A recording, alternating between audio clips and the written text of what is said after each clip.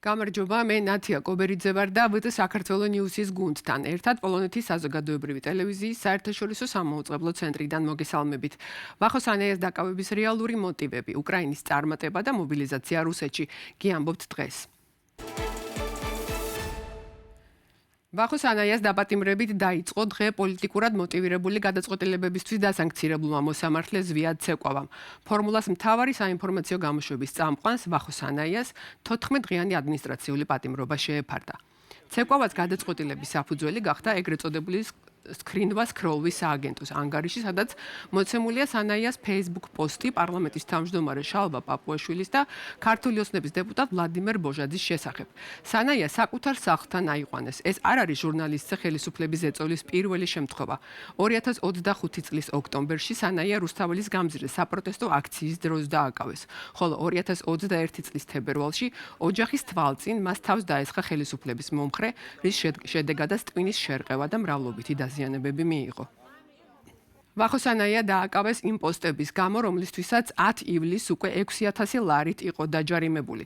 სანაიას სტატუსი იყო ირონიული, რომელშიც მკითხველებს მოუწოდებდა ბოჟაძისთვის და პაპუაშვილისთვის არ ეწოდებინათ ის შეურაცხყოფელი სიტყვა, რისთვისაც თავად დააჯარიმეს. ვახოს ანაია ხელისუფლების ერთ-ერთი ყველაზე მწვავე და გავლენიანი კრიტიკოსია. საუბრობს პოლიტიკურ რეპრესიებზე, კორუფციასა და ქვეყნის რუსული მიმართულებით ცვლაზე, ხოლო მისი დაპატიმრება ემთხვევა ფორმულაზე მზარდ ზეწოლას. ტელეკომპანია მძიმე ფინანსურ მდგომარეობაშია. დავალიანებების გამო ნაწილობრივ შეწყვეტილი აქვს სატელიტური მაუწყებლობა. უკვე რამდენჯერმე დაჯარიმდა კომუნიკაციის კომისიის მიერ. ჩვენ დილითვე დავუკავშირდით ფორმულას ჟურნალისტს. დაკავებამდე რამდენიმე წუთით ადრე ვახოს ანაიამ ინტერვიუ მისცა ჩემს კოლეგას რატიმ უჯირს. ვახო, მადლობა რომ დაკავებამდე დრო გამონახე და ჩვენს კითხვებს უპასუხებ. შენ იყავი პირველი, ვის წინააღმდეგაც ყველაზე მაღალი ჯარიმა გამოიყენეს, ახლა 14-იანი პატიმრობა. როგორ შეაფასებ ამას? ძალიან მარტივადაა საქმე, მათ უნდათ რომ ყველანი ჩვენ გავჩუნდეთ, არ ვწეროთ, არ ვილაპარაკოთ, ამიტომ იმყენებენ ამ ჯარიმებს, რომელიც ჩემთვის სულ ერთია, მე არ მაინტერესებს ეს ჯარიმები და არც ვიხდი და არც გადავიხდი. ამიტომ იყენებენ აი ახლა ამ შემთხვევაში პატიმრობას, ეს პრეცედენტი შექმნეს, პირველი შემთხვევაა. და იმას რომ მთელი საზოგადოება გააჩუმონ, არა მხოლოდ ჟურნალისტები, რომლებსაც გვებრძვიან, არამედ მთელი საზოგადოება არ დაწეროთ, არ ილაპარაკოთ, აი ეს არის მათი გზავნილი, მაგრამ ჩემი გზავნილია დავწერ და ვილაპარაკებ. და რატომ უნდა საზოგადოების გაჩუმება, რა პროცესთან გვაქვს საქმე? საზოგადოების გაჩუმება უნდათ იმიტომ, რომ ტოტალური კონტროლი ქონდეთ აზრზე, გამოხატვაზე, ეს არის მიზანი. რომ არაფერი ითქვას, რასაც ადამიანი ფიქრობს, მოკლან კრიტიკა, მოკლან თავისუფალი აზრი და ასე იგრძნონ თავი კარგად. თუ კი საზოგადოებას აჩუმებენ, დიქტატურას საბოლოოდ აბეტონებენ. ამიტომ ჩვენი ვალია ყოველ შემთხვევაში ჩემი მე ასე კონკრეტული ადამიანი როდესაც ვლაპარაკობ, რომ ეს არ დავუშვა ჩემი მხრიდან. ერთი ადამიანის მხრიდან ეს არ მოხდება, რომ მათ მე გამაჩუმო. რაც შეეხება ამ საქმეს, სხვა ჟურნალისტებიც არიან, ვინც მათ აკრიტიკებთ, მათ შორის შეურაცხყოფელი სიტყვებით მოიხსენებენ, თუმცა შენ რაღაცნაირად ამოგიჩიმეს, რას უკავშირებ ამ პროცესს? ალბათ ესეც არის, რომ რაღაც კონკრეტულად ჩემ მიმართაც, ალბათ ესეც არის, მაგრამ მე უფრო ფართო კონტექსტში განვიხილავ, რომ ეს ყველას ეხება, არა მხოლოდ მე. მე ხო არის ალბათ ეს კონკრეტულად ამოჩემების მომენტიც, იმიტომ მე რამდენი შემთხვევა უკვე ჯარიმის პატიმრობის, მაგრამ გზავნილი სხვა არის. ფართო სურათში უნდა დავინახოთ მაინც და არა კონკრეტულად ჩემ შემთხვევას. რაც შეეხება გეგმებს, ახლა 14 დღე ციხეში მოგიწევს, შემდეგ რომ გამოხვალ აპირებთ დაემორჩილო კანონებს, რომელიც შენს წინააღმდეგ უკვე გამოიყენეს. არა რასაკვირველია. როდესაც გამოვალ ციხიდან, მე გავაგრძელებ ჩემი აზრების დამოწმას. ისევ ეს ყოველთვის ასე იქნება. ზოგადად სიტუაცია როგორ შეიძლება შეფასდეს, რომელიც ახლა ქვეყანაშია შექმნილი? რა თქმა უნდა, ახლა არის დიქტატურის გამოყალიბების ბოლო ფაზა, მისი ჩაბეტონების, მაგრამ ჩვენ ეს არ უნდა დავუშვათ. როდესაც რეჟიმი ამას აკეთებს, მას არ აქვს საქმე კარგად. ჩვენ ეს უნდა გვესმოდეს და საბოლოო ჯამში ჩვენ უნდა ჩამოვშალოთ ეს რეჟიმი და ამას გავაკეთებთ კიდეც. და ბოლოს რა იქნება შენი გზავნილი დაკავებამდე როგორც საზოგადოებისთვის, ასევე ქართული ოცნებისთვის. ერთადერთი სიტყვა, როგორც საზოგადოების მიმართ, როგორც რეჟიმის მიმართ. არ გავჩუმდებით. დიახ, რეპრესიების რა ფაზასთან გვაქვს საქმე და როგორია საზოგადოებრივი განწყობები? ვესაუბრებით ივანე ჯავახიშვილის სახელობის თბილისის სახელმწიფო უნივერსიტეტის სოციოლოგიის დეპარტამენტის ხელმძღვანელს იაგო კაჭკაჭიშვილს. იაგო, მოგესალმებით, ძალიან დიდი მადლობა, მიხარია რომ მონაწილეობთ ჩვენს გადაცემაში. მოგესალმებით ნათია პირველად თქვენ გადაცემაში, გისურვებთ წარმატებებს. დიდი მადლობა ჩვენ ნახეთ ჟურნალისტურ საქმიანობაში. დიდი მადლობა. ეს პროცესები, რომელსაც ბოლო დროს ჩვენ ხედავთ საქართველოში, დღეს გაგრძელდა ვახოსანაიას დაპატიმრებით სკროლვას ქრინვის სააგენტოს გადაწყვეტილების საფუძველზე, რომელსაც ამ დროისთვის თურმე აქვს 170 საქმე მოყოლებული 1 ივნისიდან. როგორ ფიქრობთ, ქართული საზოგადოებისთვის თუ გავითვალისწინებთ რეალურ განწყობებს, როგორიც აქ არის, ცოტა ხომ არ არის 170 შეურაცხყოფელი ტექსტი, რომლისთვისაც დაჯანმდნენ მოქალაქეები? ხო, მას შემდეგ რაც ეს დეპარტამენტი შეიქმნა, რომელსაც საკასტულად სრულიად სამართლიანი უწოდეს სკროლვის სააგენტო, რეპრესიული მანქანა გახდა უფრო ბრუტალური, რეპრესიული მანქანა გახდა უფრო სასტიკი, უფრო მეტი დაჭერის ლეგიტიმ ჭრალებში შესაძლებლობა მიეცა ხელისუფლებას და მართლაც სახეზეა ეს რეპრესიები. აქ ახალი არაფერი ხდება, უბრალოდ ერთი დამატება აქ ამ პროცესს. თუ აქამდე ასე ჟურნალისტები, ცნობადი სახეები და შემდეგ არ ხდებოდნენ ციხეებში, თუნდაც ადმინისტრაციული პატიმრობით, ახლა თამასა იწია სწორედ საზოგადოებისთვის ცნობილ სახეებად. მაგრამ ერთი რამ აუცილებლად უნდა ვთქვა, ძალიან მარტივი შეკითხვა უნდა დავსვათ. როდის იყენებს ხელისუფლება რეპრესიულ მექანიზმებს, როდის ამწვავებს, ან როდის ამძაფრებს ამ რეპრესიულ მექანიზმებს? მაშინ, როდესაც მას საზოგადოებაში აქვს დობის, ანუ ლეგიტიმაციის დაბალი ხარისხი. მაშინ, როდესაც მან ვერ დაარწმუნა საზოგადოება საკუთარი პოლიტიკის, საკუთარი ქმედებების მიზანშეწონილობაში და იძულებულია მიმართოს რეპრესიულ მექანიზმებს იმისთვის, რომ ძალაუფლება შეინარჩუნოს. ანუ ეს სრულად აშკარა ინდიკატორია. ნებისმიერ რეპრესიების, ნებისმიერ ავტორიტარიზმის ან დიქტატურის პირობებში არის ნიშანი, ინდიკატორი იმისა, რომ ხელისუფლებას არ აქვს დობის მაღალი ხარისხი. დიახ, იაგო, თქვენ სწორად ბრძანებთ, ზუსტად ძალიან ლოგიკურია, რეპრესიები ჩდება ზუსტად იქ, სადაც არ არის მხარდაჭერა. თუმცა ჩვენ ბოლო დროს დაგვაკლდა საზოგადოებრივი აზრის კვლევები, რომელსაც ათეულობით წლების განმავლობაში განებივრებული იყო ქართული საზოგადოება, თუმცა თქვენ როგორც მკვლევარს ცხადია, მაინც მიგიწვდებათ ხელი საზოგადოებრივი აზრის პულსთან, ან თუნდაც ემპირიულად როგორ ფიქრობთ, როგორია რეპრესიებისადმი საქართველოში განწყობა? კი, მართლაც ასეა, ნათია, სამწუხაროდ საზოგადოებრივი აზრის გამოკითხვები შენელდა, შეიძლება ითქვას, რომ გაჩერდა კიდეც, მაგრამ მაინც გვაქვს გაკვლევი მონაცემები, რომლებიც ისეთ შედეგებს შეიცავს, მოკლედ დროში სტაბილურ დამყარ შედეგებს შეიცავს. ერთ-ერთი ასეთია მაგალითად ევროკავშირის მიერ ჩატარებული კვლევა, რომელიც მართალია 2025 წელს ჩატარდა, მაგრამ მე ვფიქრობ, რომ მისი შედეგები დღესაც ვალიდურია და აი აქ ჩვენ სრულიად ერთგულშემოთ ეს არ არის დიდი კვლევა, ეს ევროკავშირის მიმართ განწყობებს ეხება. ძირითადად, მაგრამ იქ არის ერთი ძალიან საინტერესო ცვლადი, რომელიც ეხება სხვადასხვა ინსტიტუტების მიმართ საზოგადოების ნდობას და ჩვენ სრულიად აშკარად ვხედავთ, რომ გარდა ასევე ჯარისა, ეკლესიისა, არასამთავრობო ორგანიზაციების მიმართ ნდობასაც დადებითი ბალანსი აქვს, არა?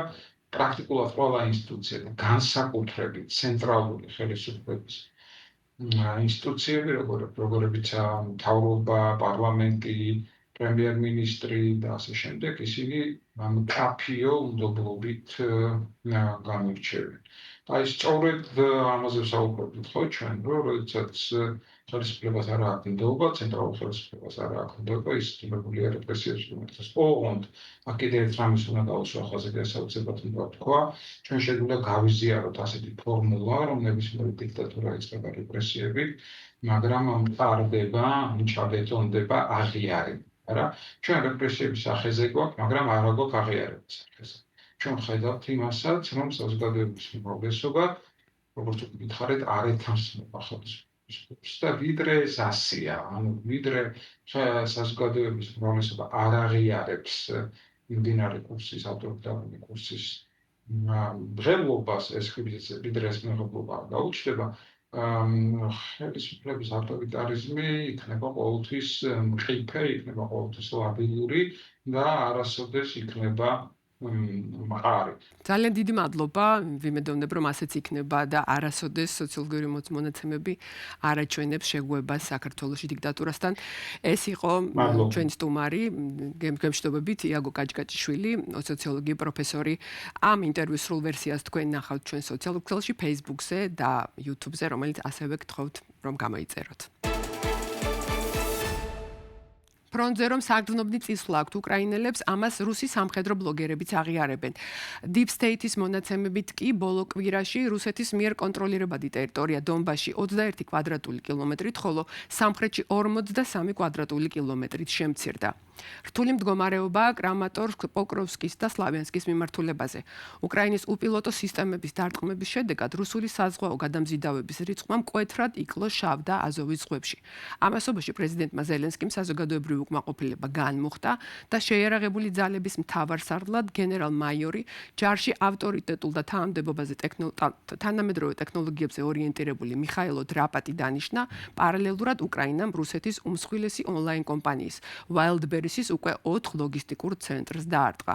სოციალურ ქსელებში ვხედავთ, რომ არის მასშტაბური ხანძრები, ზარალი მილიარდ დოლარზე მეტს ითვლის და რუსეთის მხარე აცხადებს დაღუპულებისა და დაშავებულების შესახებ. Короче, склад Wildberries, и на мыс все ночью раз петушили, короче. Вот такой смог. Везде складов. И наша установка, которая была вмонтирована, вся наша линия сгорела. კრემლის მტკიცების მიუხედავად, რომ რუსეთის მოქალაქეები უკრაინასთან საომრად ნებაყოფილობით მიდიან, სამხედრო კონტრაქტებზე ხელმოწერის მსურველთა რაოდენობა მკვეთრად მცირდება. დანაკარგების შესავსებად ხელისუფლება რეიდებს, მუქარას და ქვეყნიდან გასვლის შეზღუდვას მიმართავს. უფლებადამცველები პროცესს მცოცავ მობილიზაციასაც უწოდებენ და სრულმასშტაბიანი გაწვევის ახალი ტალღის დაწყებას არ გამორიცხავენ. ჩვენი კოლეგა დარია ჩულცოვა გიამბობთ. людей как собак вылавливают на улице, да? მათთან ხომ ძაღლებივით იჭერენ ქუჩებში ხალხს, ჩვენთან ნებაყოფლობით მიდიან. მოქალაქეებს ქუჩებში იჭერენ, მიკროავტობუსებში ტენიან.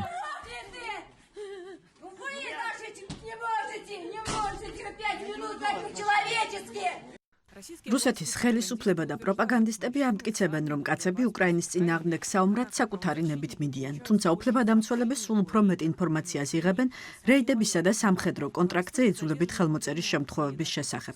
4 ივლისს დონის როსტოვში ანტინარკოტიკული რეიდის დროს დაკავებულებს აიძულებენ თავდაცვის სამინისტროსთან სამხედრო კონტრაქტისთვის ხელი მოეწერათ.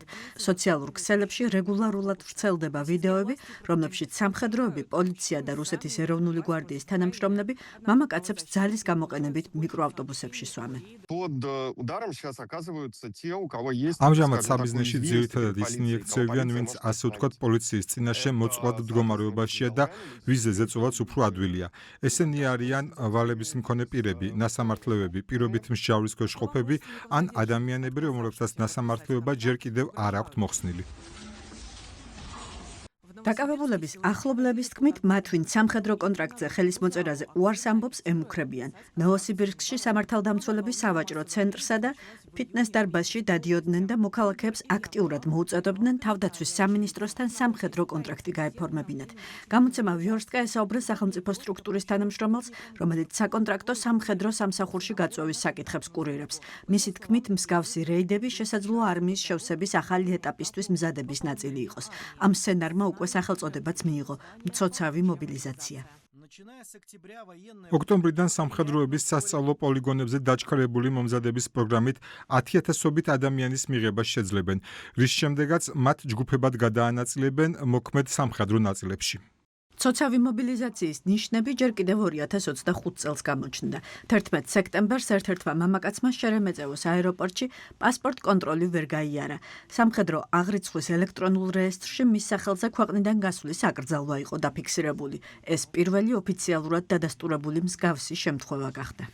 მობილიზაციის შემდეგ ქვეყნიდან გასვლის სრულელთა ნაკადები, მათ შორის საქართველოს საზღვართან წარმოქმნილი რიგები ყველას კარგად ახსოვს, მათ შორის რუსეთის ხელისუფლებასაც. 2026 წელს რუსეთის დატოვება კიდევ უფრო გართულდა. აპრილში ერთ-ერთმა მამაკაცმა მას შემდეგ, რაც გაწვევის უწყება მიიღო, ავტობუსით ბელარუსში გამგზავრება სცადა, თუმცა საბუთების შემოწმებისას რეისიდან ჩამოსვეს. მოგვიანებით მან მატარებლით მინსკამდე ჩასვლა შეძლო, მაგრამ იქიდან საზღვარგარეთ გაფრენა ვეღარ მოახერხა. სამხედრო აღრიცხვის ელექტრონულ რეესტრში მის სახელზე უკვე ქვეყნიდან გასვლის აკრძალვა მოქმედებდა. საბედნიეროდ რუსეთი რეკრუტირების კამპანიას ვერ უმკლავდება. ის მარგინალიზებული ჯგუფებიც კი, რომლებიც ადრე ფულის ანაცვლოდ ომში ადამიანების მოსაკლავად მიდიოდნენ, პრაქტიკულად ამოიწურა.